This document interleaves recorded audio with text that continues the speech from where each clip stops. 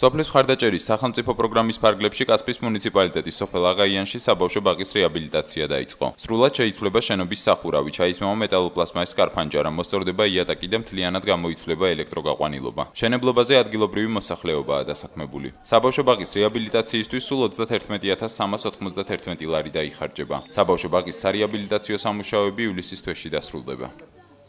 92-ის მერე აღარ ფუნქციონირებს. ეხლა შემოვიდა ეს სოფლის პროგრამის პრეზიდენტის ფონდიდან და წელს მოგწევს 32000 ლარი.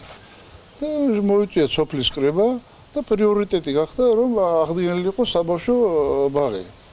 ვინაიდან არიან პატარა ბავშვები, არის 40-50 ბავშვის კონტინგენტი არის ამ სოფელში. დიდი ხანია რაც საბავშვო ბაღი აღარ არის აღაიანში, ყველა მოხარულია რომ აღაიანს ექნება საბავშვო ბაღი.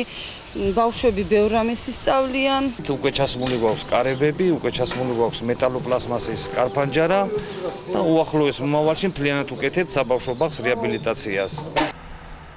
აღაიანის ბაღის შენობა არასათანადო მდგომარეობის გამო რამდენიმე წლის განმავლობაში ვერ ფუნქციონირებდა. ადგილობრივმა მოსახლეობამ შენობის აღდგენის გადაწყვეტილება სოფლის კრებაზე მიიღო.